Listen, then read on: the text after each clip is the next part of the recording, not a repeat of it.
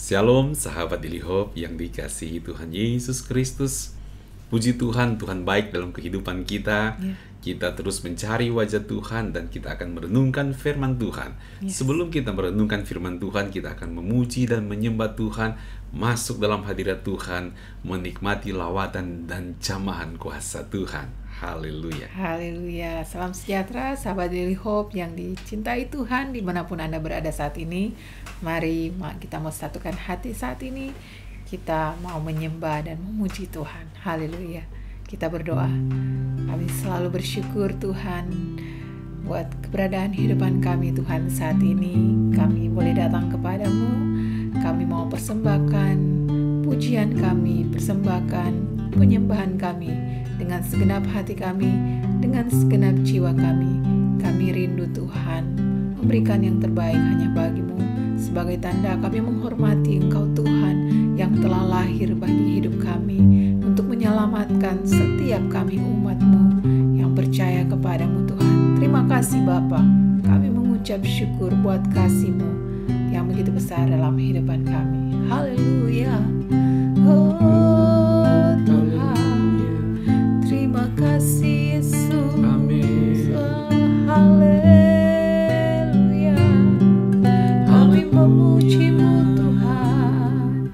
Kami mau menyembah-Mu, meninggikan Engkau Yesus, Tuhan dan Raja kami. Oh haleluya.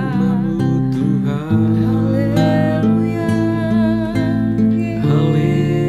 Yesus, sungguh besar kasih-Mu, sungguh besar Tuhan. Karena begitu Allah cinta dunia hingga diberikannya anaknya yang tunggal, supaya yang percaya jangan binasa, melainkan dapat hidup kekal. Karena begitu besar, karena begitu Allah cinta dunia hingga diberikannya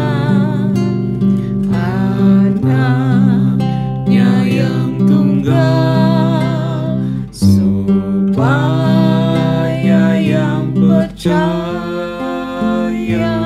jangan binasa, melainkan dapat hidup kekal.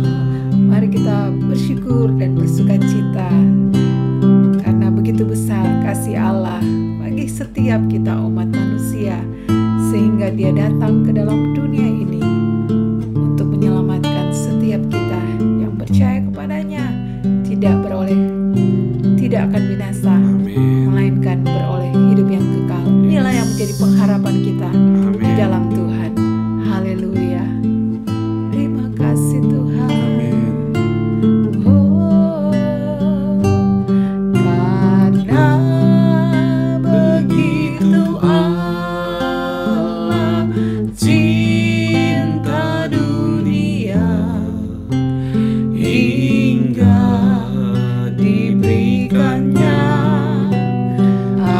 anaknya yang tunggal,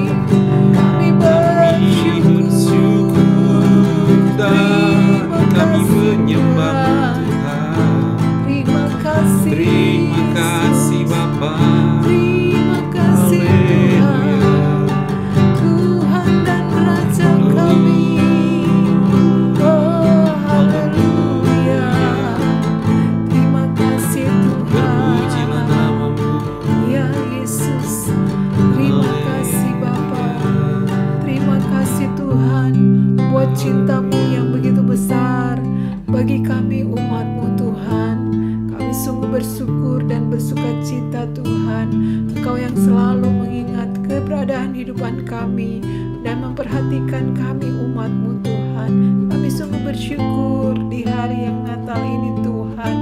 Kami boleh mengingat kasih-Mu yang sungguh nyata dalam kehidupan kami. Dan sampai saat ini Tuhan, kami terus merasakan begitu nyata cinta Tuhan dalam kehidupan kami. Terima kasih Bapa. Kami mengucap syukur. Kami percaya Tuhan, Engkau selalu hadir dalam kehidupan kami Tuhan.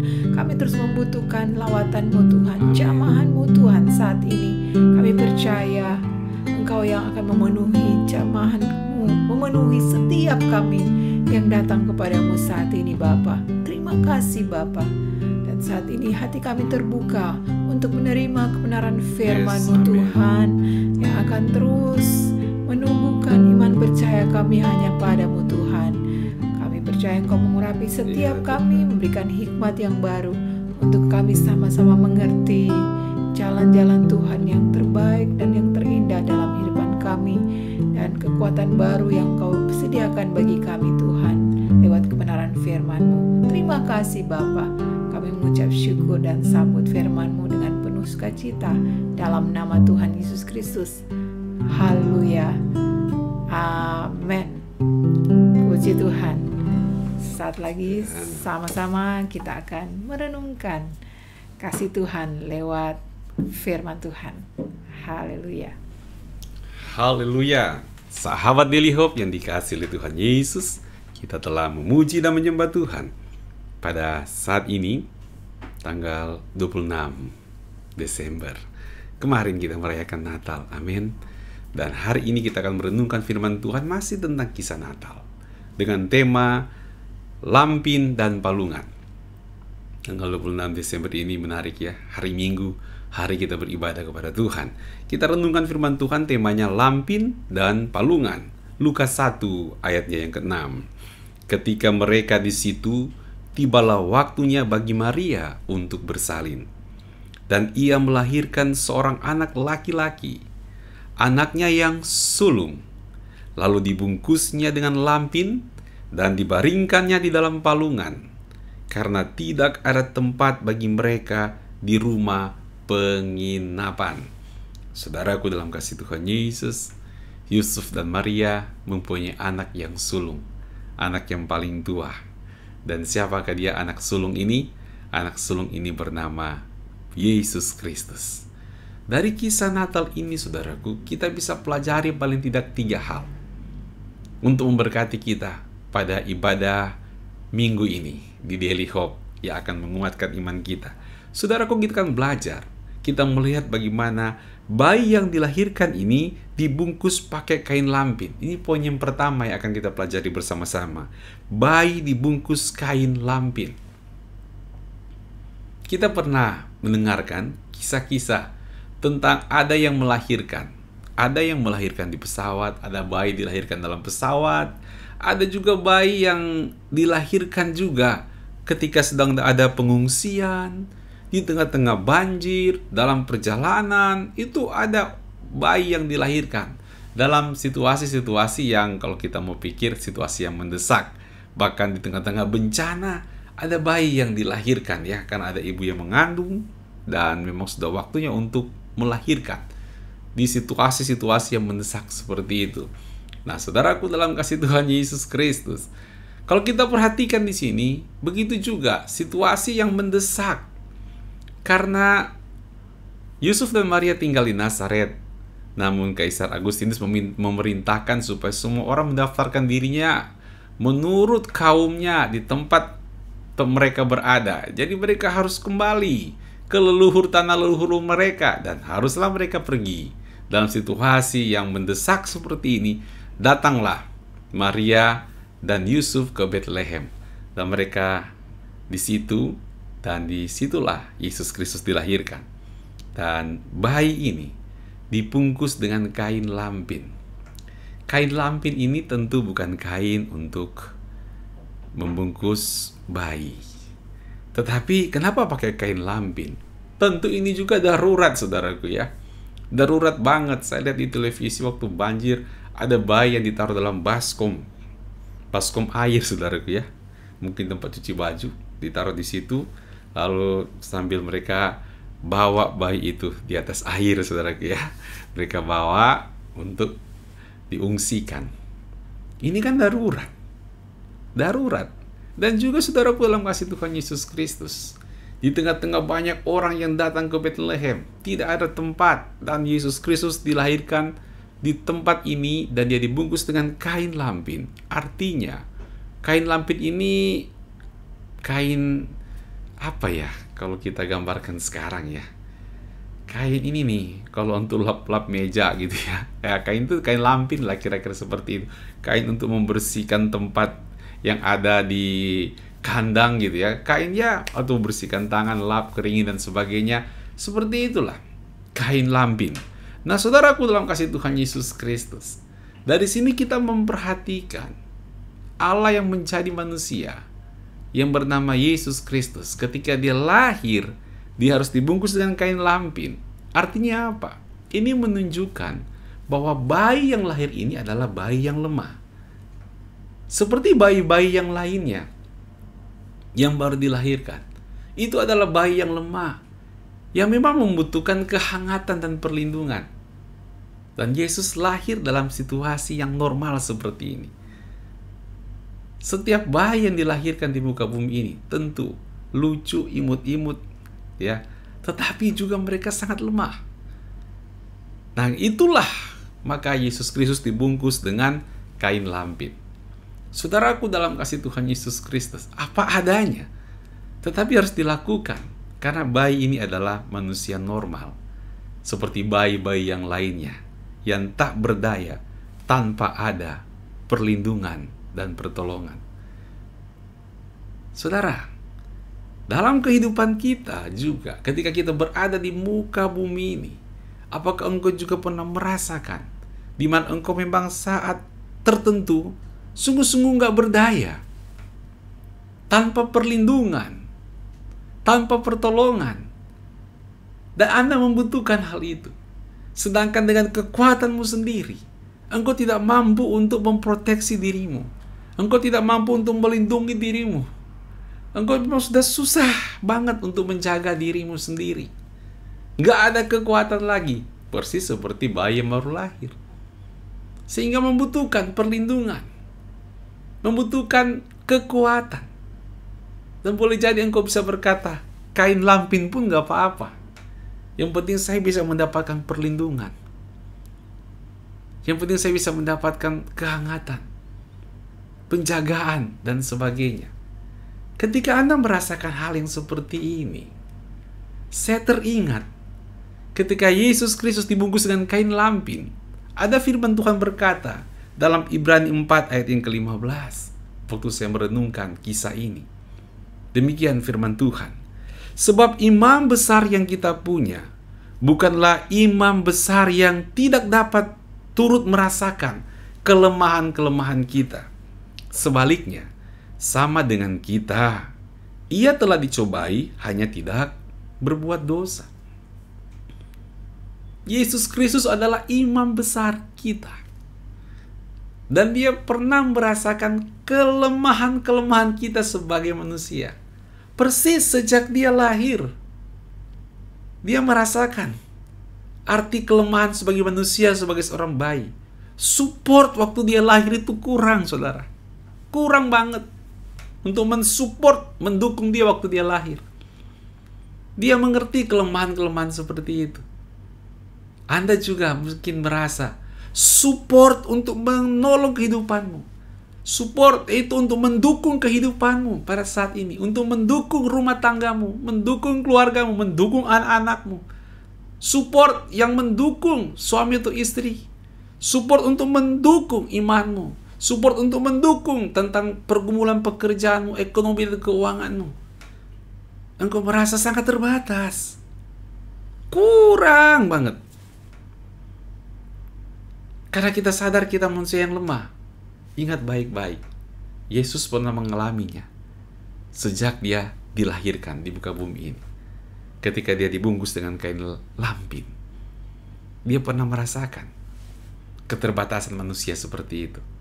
Dan firman Tuhan mengingatkan kita, Ibrani 4 ayat 15. Tuhan pernah merasakan kelemahan-kelemahan manusia. kelemahanmu, apa yang kau alami, Tuhan mengerti sekali. Dan Dia adalah imam besar kita,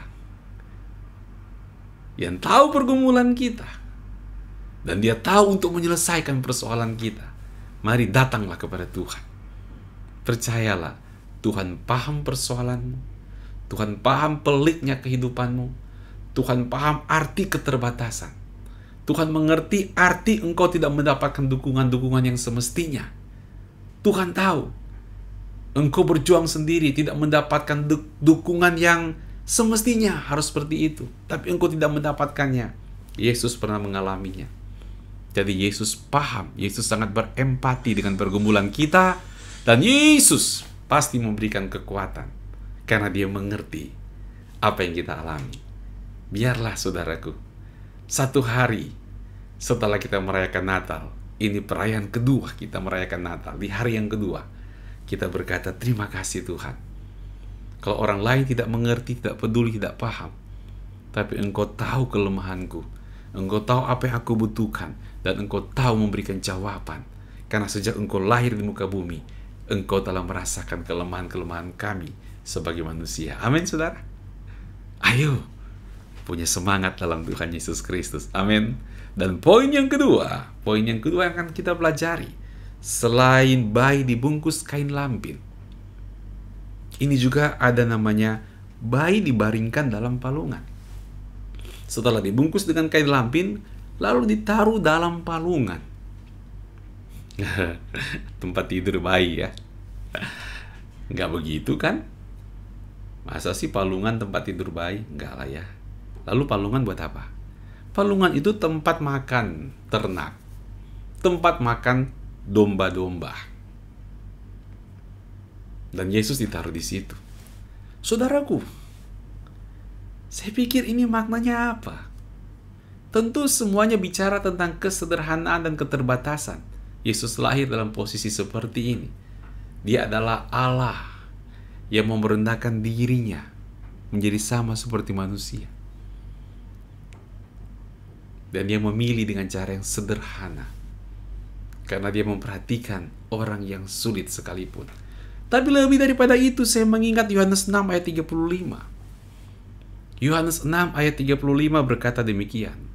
Kata Yesus kepada mereka, Akulah roti hidup. Barang siapa datang kepadaku, ia tidak akan lapar lagi. Dan barang siapa percaya kepadaku, ia tidak akan haus lagi. Yesus berkata Dia adalah roti hidup. Roti yang menghidupkan, yang mengenyangkan jiwamu dan hatimu. Dan ingatlah kita ketika Yesus ditaruh dalam palungan. Itu kan tempat makan. Tempat makan untuk menikmati makanan di situ. Agar domba-domba dapat menikmati makanan dalam palungan. Yesus juga adalah roti hidup untuk kita nikmati. Kita makan roti hidup itu. Sejak lahirnya. Ini sebagai satu pertanda bahwa Dia ada untuk Anda. Dia hadir untuk Anda. Engkau silakan menikmati Yesus sebagai roti hidup itu. Maka jiwamu sungguh-sungguh akan dikenyangkan. Hatimu sungguh-sungguh akan dikenyangkan. Seperti kebenaran firman Tuhan yang barusan kita baca tadi. Engkau tidak akan lapar lagi. Indah bukan? Dari proses pertama kali. Ketika Yesus dilahirkan, Dia taruh dalam palungan. Sudah punya makna yang dalam. Selain tentang kesederhanaan, kita jadi terpikir, wow, Yesus hidup di muka bumi ini sebagai roti hidup buat kita. Saudara, ketika engkau merasa jiwamu haus dan lapar, tidak ada jalan keluar yang lain yang bisa memberikan penghiburan, kekuatan, damai, sukacita, dan kepuasan jiwa, kepuasan hati, selain engkau menikmati roti hidup itu, yaitu Yesus Kristus yang adalah roti hidup. Datang kepadanya, percaya kepadanya, biarkanlah perkataan-perkataannya, sabda-sabdanya menuntun jiwamu, menuntun hatimu, menuntun pikiranmu, itu namanya engkau sedang menikmati roti hidup. Biarlah ajaran-ajaran Kristus mengatur perasaanmu, mengatur pikiranmu. Itulah artinya engkau sedang makan roti hidup itu, menikmati makanan dalam palungan itu yang akan menyegarkan jiwamu, dan engkau akan berbeda dibandingkan sebelumnya. Kegetiran hidup ini akan berubah. Ada sesuatu yang keluar dari dalam dirimu, kekuatan jiwa,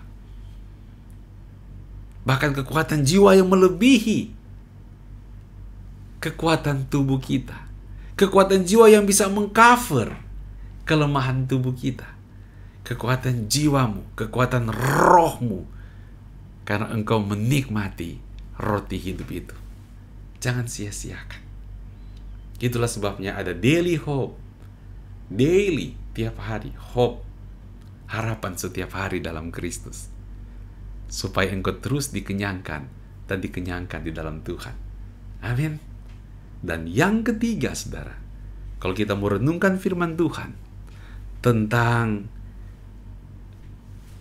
kain lampin dan palungan ini, yang ketiga adalah bayi yang tidak ada tempat menginap.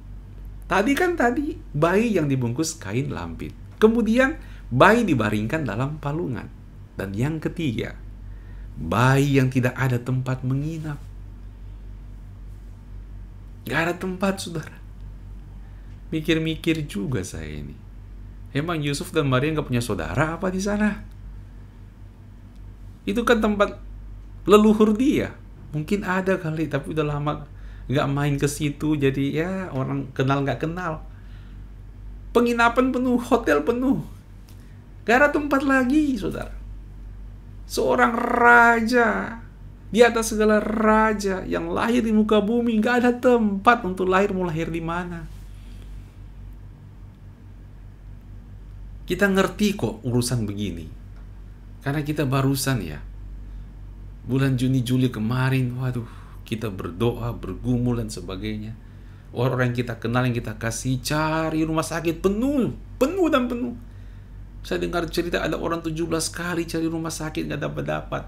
Ya ke-23 kali saudaraku pergi ke rumah sakit baru dapat, tapi tengah jalan, ya Tuhan sudah panggil di dalam mobil. Kenapa? Karena bergumul dengan COVID-19. Tak henti-hentinya. Di tengah-tengah khotbah saya selalu ingatkan, tetap waspada, cuci tangan, pakai masker, jaga jarak. Ya, jangan mencobai Tuhan. Kalau Tuhan sudah kasih hikmat kepada kita, pakai, jangan cobai Tuhan. Tetap waspada, tapi bukan dalam ketakutan, enggak. Tapi waspada, pakai, jangan mencobai Tuhan. Saudaraku dalam kasih Tuhan Yesus, nah ini kan susah nyari tempat. Begitu juga pada masa Yesus Kristus mau dilahirkan. Susah banget cari tempat. Nggak ada tempat. Penginapan yang layak nggak ada. Sehingga ya udah lahir di kandang.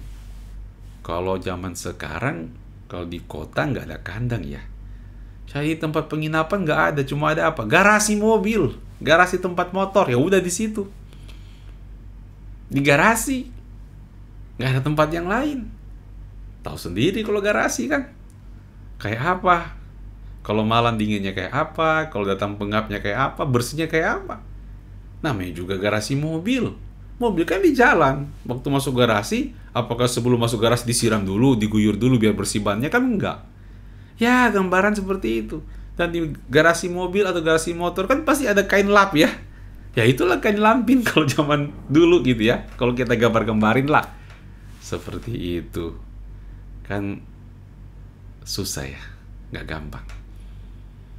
Tapi dari kisah Yesus tidak mempunyai tempat, saya ingat Matius 8 ayat yang ke-20. Firman Tuhan berkata demikian. Yesus berkata kepadanya, serigala mempunyai liang dan burung mempunyai sarang, tetapi anak manusia tidak mempunyai tempat untuk meletakkan kepalanya. Lihat saudaraku, semua punya tempat istirahat nih, punya markasnya masing-masing. Serigala ada liang untuk beristirahat, punya markasnya. Dan biasanya markasnya pasti tempat yang aman, tempat yang nyaman. Sengaja dibuat nyaman menurut si serigala lah. Ya, nyaman menurut si burung, punya sarang. Tapi bagaimana anak manusia tidak punya tempat untuk meletakkan kepalanya? Artinya untuk beristirahat pun nggak ada. Sama, sejak dia lahir dia nggak punya tempat untuk melahirkan, sehingga nggak mendapatkan tempat yang pas. Ya, ayat ini menjelaskan tentang pribadi Yesus Kristus, saudaraku dalam kasih Tuhan Yesus Kristus. Namun, siapa saja yang membuka hati ketika Tuhan Yesus mengetok hati kita, ya, Yesus mengetok hati kita. Kalau kita buka pintu hati kita, apapun keadaan hatimu, mungkin kau pikir hatiku ini gak bersih, hatiku ini terlalu kotor, hatiku ini terlalu najis, hatiku ini gak layak. Tuhan tidak melihat itu. Yang penting engkau buka hatimu, maka Tuhan akan masuk di dalamnya. Dan Tuhan akan bersemayam, Kristus akan berdiam di hatimu.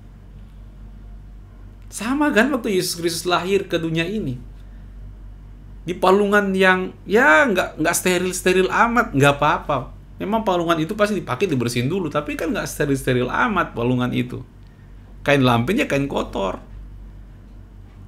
Tetap kok Yesus dibungkus dengan kain lampin dan taruh dalam palungan. Hati kita mungkin juga seperti itu, nggak bersih-bersih amat, nggak layak-layak amat. Tapi begini saudaraku, Yesus Kristus mengetok hati kita. Persoalannya, pintu hatimu tidak ada gagang bagian luar. Gagangnya cuma ada bagian dalam hatimu. Bagian dalam doang, pintu bagian dalam yang ada gagang. Jadi yang bisa buka pintu siapa? Apakah orang dari luar yang mengetok pintu? Enggak. Yang bisa buka pintu adalah Anda sendiri yang di dalam. Karena gagangnya ada di dalam. Bukalah pintu. Biarlah Yesus Kristus masuk di hatimu. Sungguh-sungguh sebagai Tuhan dan Juru Selamat yang hidup. Maka engkau akan melihat kehidupanmu akan sangat berubah. Engkau akan menikmati keselamatan, damai sejahtera, jiwamu dipuaskan. Pastor James Falk, saya sudah terima Yesus sebagai Tuhan dan Juru Selamat. Bagus. Dan teruslah buka hati. Hidupmu selalu dipimpin oleh Tuhan Yesus. Maka berkat Tuhan, kebaikan Tuhan selalu nyata. Tiap hari kita bergumul antara ego kita atau maunya raja di atas segala raja, Yesus di hati kita, yang telah lahir di hati kita. Izinkan Yesus terus sebagai gembala yang baik menuntun kehidupan kita. Setiap hari Yesus bekerja. Setiap hari Dia ada di hati kita, seperti nggak istirahat, tidak punya tempat untuk meletakkan kepalanya, untuk membimbing engkau, untuk menuntun engkau, untuk mengarahkan engkau. Tiap hari, tiap detik Allah bekerja untuk membimbing kehidupan Anda. Ayo, ikutin. Di akhir tahun ini, biarlah engkau sungguh-sungguh dibimbing oleh Tuhan. Maka hidupmu akan berubah. Engkau akan diberkati, imanmu akan makin kuat, dan engkau akan terus bersyukur. Sungguh Tuhan tidak pernah melupakan Anda. Tuhan sungguh mengasihi Anda. Puji Tuhan, Tuhan Yesus memberkati. Haleluya. Kita akan berdoa pada saat ini, sahabat Daily Hope yang dikasihi Tuhan. Mari bukalah hatimu dan kita berdoa bersama-sama. Tuhan berkatilah setiap sahabat Daily Hope yang ada. Amen. Kami belajar banyak makna dari Yesus, bayi Yesus yang dibungkus dengan kain lampin dan ditaruh dalam palungan. Tuhan Yesus, tolong kami. Hati kami yang kotor, tidak steril dari dosa, tapi Engkau mau hadir. Kami buka hati kami. Engkau bertakhta di hati kami sebagai Tuhan dan Juru Selamat hidup kami, Tuhan. Dan juga Tuhan, kami terus belajar agar jiwa kami, hati kami, pikiran kami dituntun oleh Tuhan saja. Sampai hari ini Tuhan terus bekerja. Tuhan tidak pernah beristirahat menuntun kami. Ajar kami menghargai tuntunan Tuhan dalam hidup kami. Maka hidup kami akan berubah, mendapatkan kekuatan yang baru, diberkati, bukan menjadi ekor, tetapi menjadi kepala, bukan jadi pengecut, tetapi menjadi pahlawan-pahlawan iman. Terima kasih Bapa, terpujilah nama Tuhan. Bapa Surgawi, kami mengucap syukur buat berkat-Mu.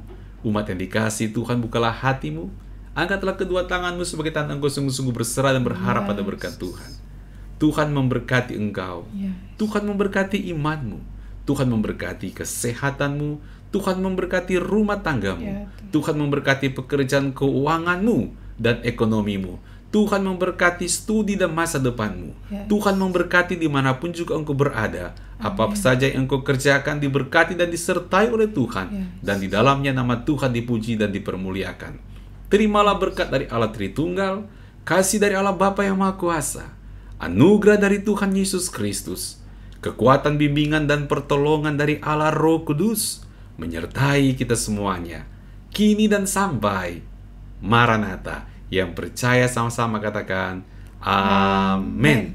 Puji Tuhan, percaya kita semuanya telah diberkati Tuhan Yesus Kristus. Amin. Terima kasih buat Bapak Ibu, saudara-saudara terkasih yang sudah bergabung bersama kami dalam ibadah Daily Hope saat ini dan yang telah ambil bagian dalam live chat yang ada.